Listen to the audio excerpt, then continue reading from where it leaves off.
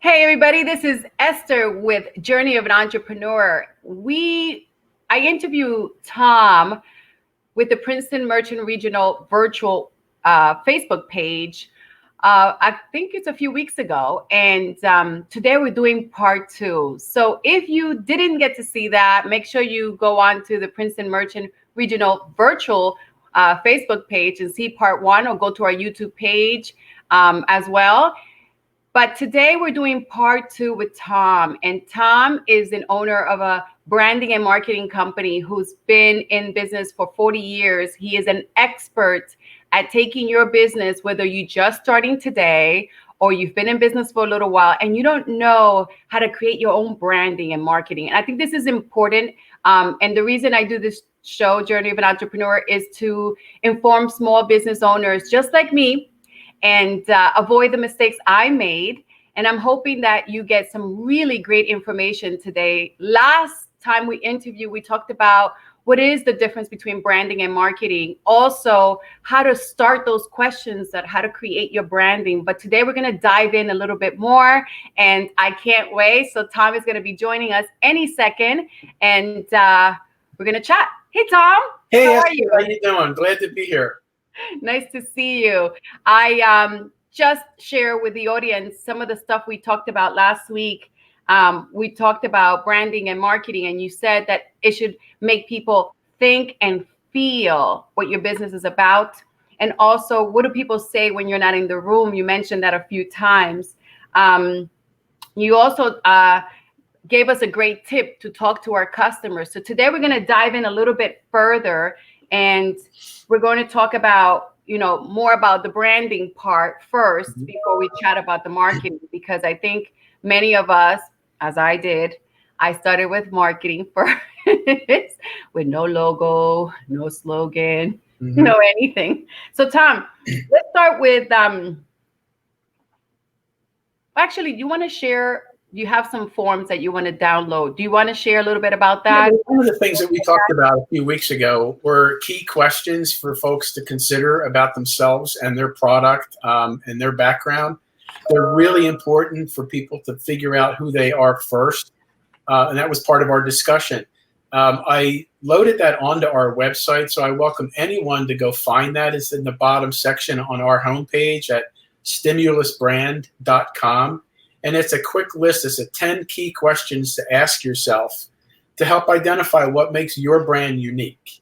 And it's a really helpful start. It's a good tool, and it's on our website at stimulusbrand.com. Fantastic. So don't forget, people, you need sometimes something to follow. Go to his site and get that. So let's dive in. So now you're in the discovery. What do you do? Where do you begin?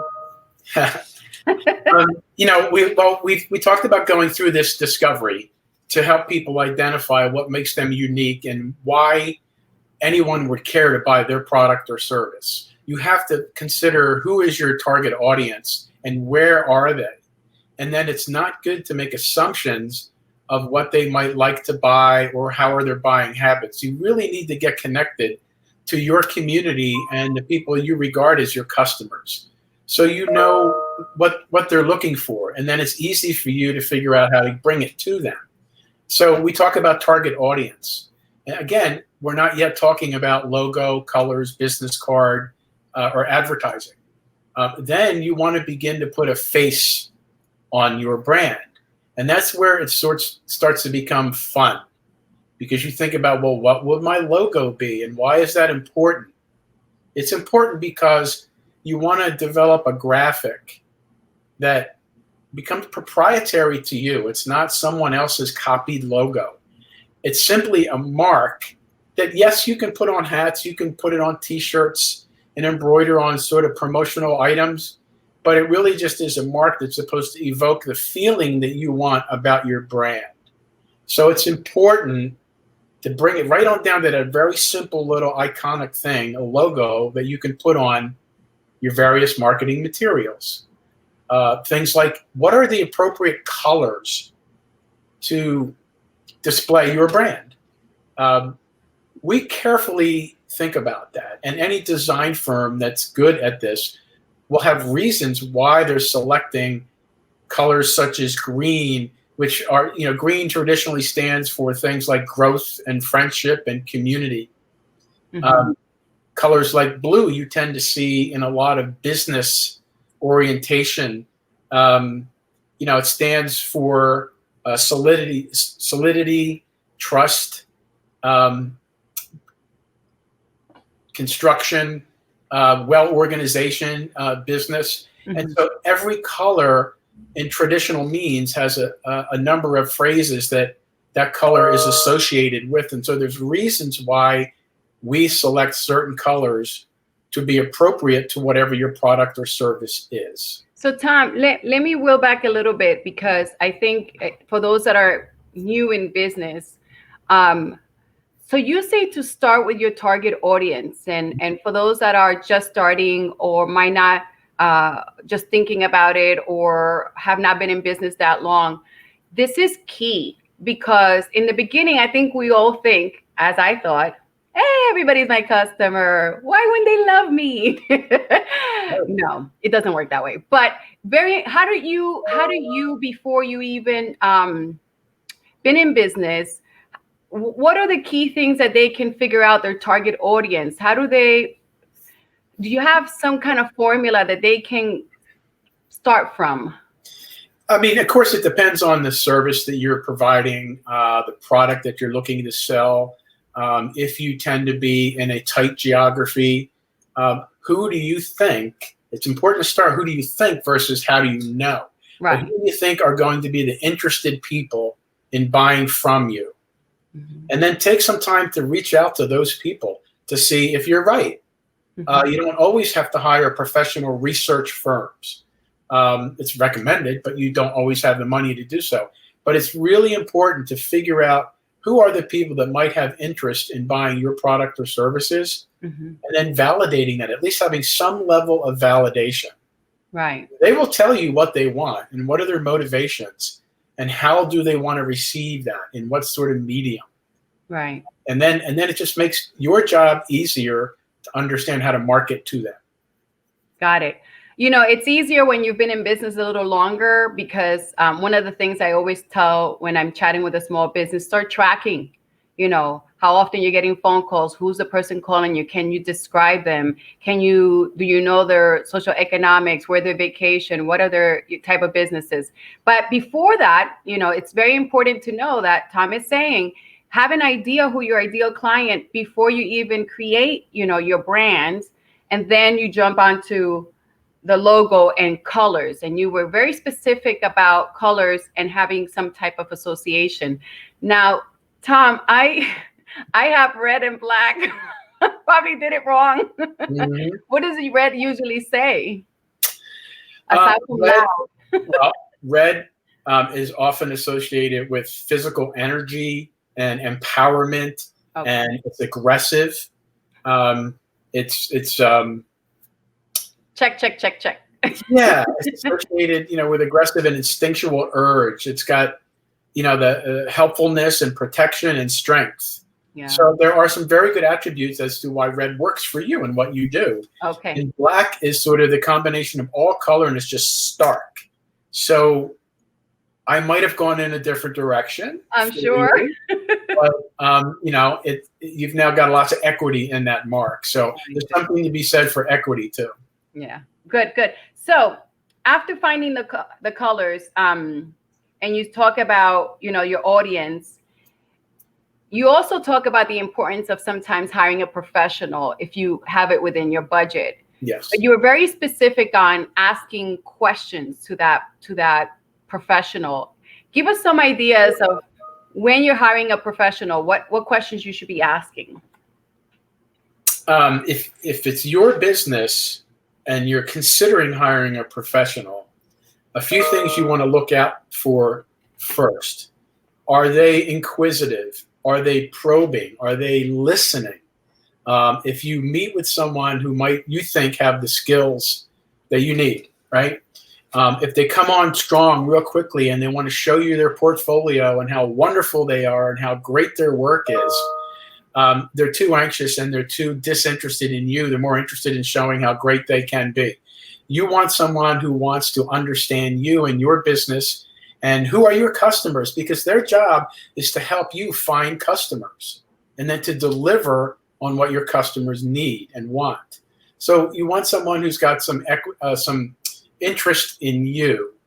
Then, of course, do they have the goods? Do they have the skill sets to deliver designed vehicles, advertising, video, whatever the tools are that you need to reach your customer? They, of course, have to have the skill sets to do that.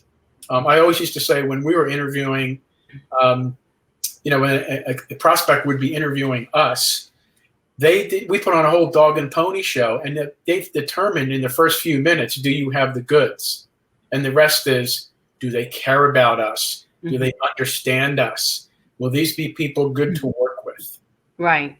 Okay. So after hiring, and if you cannot hire, we talked a lot about the small business owner or the mid-sized business owner versus the personal brand. And can you share with us some of the similarities that you have to do, even though you might own a small business, the importance of personal branding? How do you get there as well? How do you brand yourself as well? The point of branding is to attract people to you, but to be authentic. So think about, who am I for real, instead of putting on an act. We heard the phrase, we were talking about this earlier, about fake it till you make it. I truly believe that people see through fake people. Yeah. You are truly the authentic you. You draw people to you. So think about who you are as a business owner, or the one or two people that are customer facing. Be the best that they can be to your customers, and you will draw people to you. So that's important, your personal connection. How often have we heard a small business where the leader of that business is infectious and in a good way, and customers just want to be around them? It's almost as if they will be drawn to a good product instead of a great product, because I want to be a part of these people. So that's a big, big part of a business. It isn't just the product or the service, it's the people bringing it. It's critically important. So in branding, you shared with us, to go to your site to ask these questions, right? About how to figure out who you are and what you want people to feel, describe. Why would they want to do business with you? All that great stuff. Would you say that is similar in the personal branding? Is it similar questions that you want to ask yourself, or are they tweaked a little bit because it's more you than the product? It's definitely more personal and more emotional, striking an emotional connection when you're talking about personal branding. Personal branding is very important if you're in a leadership role of a business or a company where you're customer facing. Okay. Excuse me.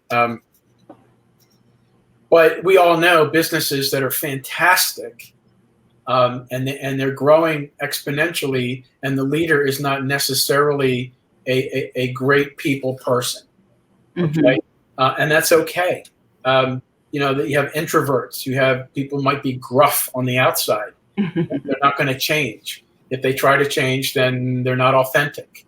But it can be a huge advantage in thinking about and forever working on, just tweaking and forever working on, how can I be the best that I can be? And because I am that way, it will improve people's impression of what I have to offer them as a service or a company or my product.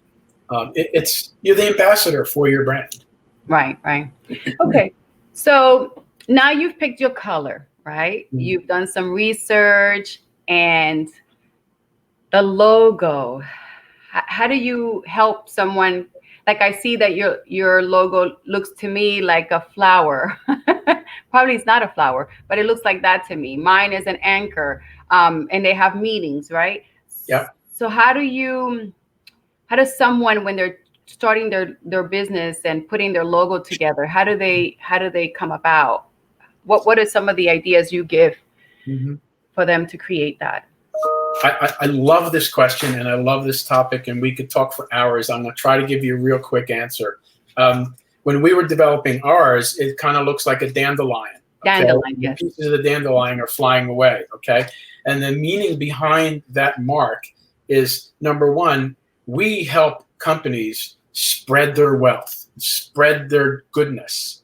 We're here to help kind of push that out into the world, okay? And that was done with multiple tiny little pieces, like little digits, to suggest that it's a digital marketing age, and we are a multiple media company.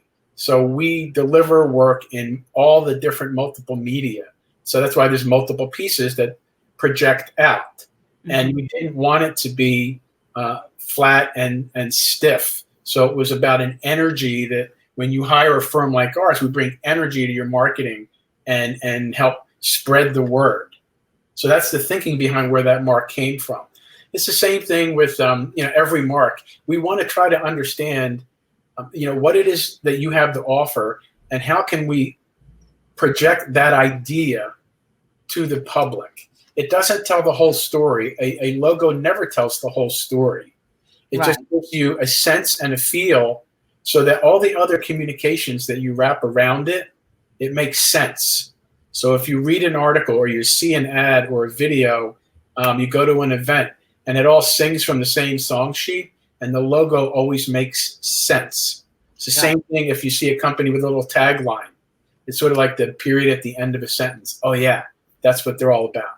So that's my next question. Do you start with your tagline? Okay, so you picked your colors. Do you start with your tagline first or the logo first? We do it often together.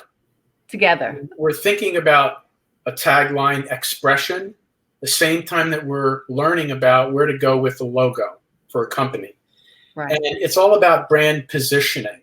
And that's my personal claim to fame about positioning. And I love everything and anything around positioning. If you think, a lot of businesses don't have a tagline. There's no little 2, 3, or 4 word phrase that they're all about. And that's okay. Not everyone needs it. But if you take the time to create one and it's on target, it can just be tremendous for people's sense of what you're all about. For example, and I've used this many, many times, the "just do it" for Nike. It's just 3 simple words in an age where everyone had these long phrases. And "just do it" was just an attitude that changed people's attitudes about stop making excuses. Get out there in the world and do whatever you're saying you want to do. Right. Get off your fanny and go exercise. And that wasn't just about athletics, but the idea was, don't let anything hold you back. You can be anything and do anything, but you know what? Just do it. Just do it. Yeah. It wasn't yet about selling sneakers or shirts. A more recent one, Snickers. Do you know the tagline for Snickers? I know. I don't know. You're not you when you're hungry. That's true. Stating, when you've got an urge for a snack in the middle of the day, and you're hyper or you're anxious or you're just not the best of who you are because you need a little burst of something, they positioned that mindset. And when you're not you need a little something, grab a Snickers. And then they did wonderful, fun advertising around it. So a tagline is an expression to help people associate an idea about your brand. It's just an expression about your brand. Not everyone needs it, but when you have it and it's on the mark, it's that little phrase that people will associate with you faster than a whole block of copy or a whole ad that they saw. They won't remember it. Right. And creating marketing around it, it's not as easy, but we chose your protection, our priority, because that's what we do, right? We take care of our customers and make sure that they're okay. But it was not an easy process, and I give full credit to one of my employees who actually were, the one that created that for me. I mean, I could not. Here's what I like about it. I like that it's just 2 short phrases, 2 words. So it's got a bump kind of cadence to it. Mm-hmm. And it says your, so it's outwardly directed. You say your protection, so I know what you do. Okay? Yeah. But I'm the customer. I'm the priority. So there's good associations with that. Yeah. So, okay. We have the color. We have the logo. Now we've created a slogan. When you're creating business cards and billboards and print ad, are there certain rules to that? I mean, I know they have to be consistent, but I'm sure it's a little bit more than that. I wouldn't say rules. Every media functions in a different way. For example, if you're creating a billboard, they honestly need to be so simple. Think about it. People are driving by 70 miles an hour. A billboard needs to be, 4, 5, 6 words and a graphic. That's it. Too much information is not only too much noise, you blow your money. So it's a vehicle. How people receive the information of the billboard is very different than a print ad that's right in front of me and I can read over and over and over again. Likewise, a video or a TV commercial is 30 seconds or a little bit longer in a video where you're just trying to state, keep it simple, stupid. That's the idea, because we're overwhelmed with media thrown at us every day. So every different media vehicle has its possibilities and its limitations. Right. So today, the hot thing is, of course, digital, right? Yeah. When I first started, it was the local newspaper, especially if it was free, was even better, and the billboards and all that good stuff. And if you have money for your cable channel as well. So digital, talk to me a little bit about, that vehicle we use to market our business. Now that we have our logo, our slogan, the messaging that goes into these vehicles to promote our business. What are some of the ideas or right now, everyone is gravitating to digital. You're talking about online paid ads, or being in social media like Facebook and LinkedIn and Twitter and the other Instagram and some other places, because number one, it can be more easily self-managed. You don't always need an expert now to help you with the content. But like anything else, consistency is so key. You can't just put out a social media posting or a digital ad and then hope people come to you. You've got to be persistent and consistent in what you put out there. And then you want it all to sing from the same song sheet. So whatever you're putting out in digital media should match the experience when people are driven from your social media to your website. If you think about every little touch point that a potential customer has with you, they should feel like, oh, this all makes sense. They really have their you-know-what together, okay? And everyone's gravitating to more digital media right now, one, because of the limitations from COVID-19, but the pressures on budgets. That tends to be faster to create and deliver and less expensive. It doesn't mean you're going to build your brand. It might build sales, okay? But if you don't have a brand presence or a brand equity, trying to sell a product or service doesn't have trust behind it. Right. Okay. Now I see we're starting to get some questions in here. So, Kapu says, do taglines have to be represented in the logo? They don't. But sometimes people think a tagline is the headline of an ad or the headline of a media vehicle. And you mentioned slogan before.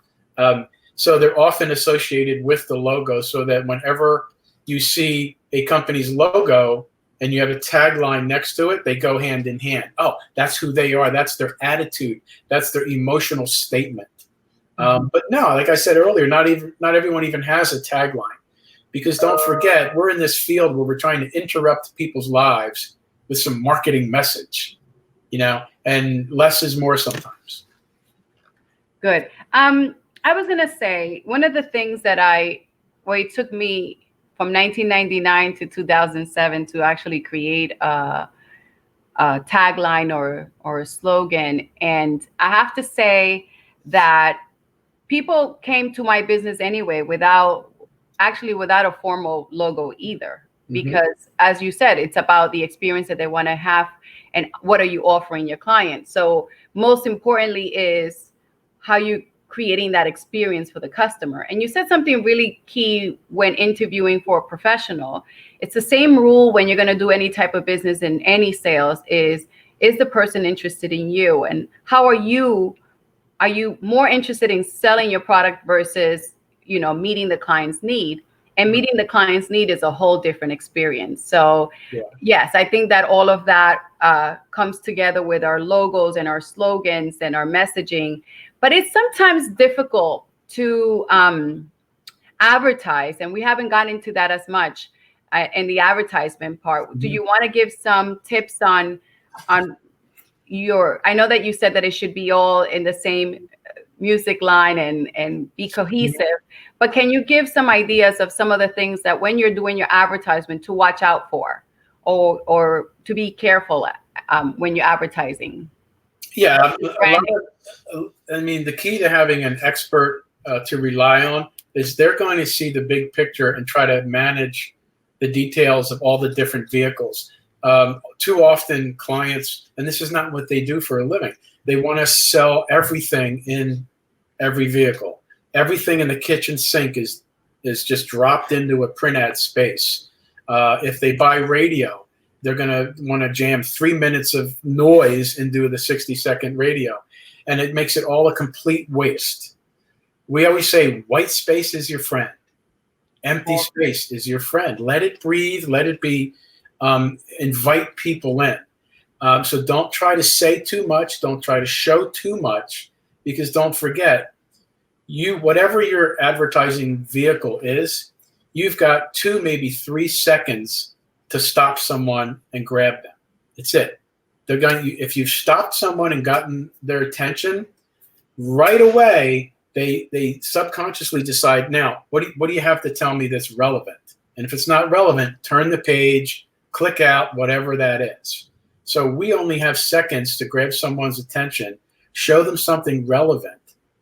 And the best part of what's happened in the last 20 years is it became responsive. It used to be in the 70s and early 80s, it was image advertising. Then it got to a point where, we include an 800 number or a phone number. We include this thing called a web address. There's all kinds of links now, because when you've stopped someone and gotten their attention, no matter what the advertising vehicle is, what do you want me to do? What do you expect me to do? And if we don't ask for the sale, so to speak, we're irresponsible.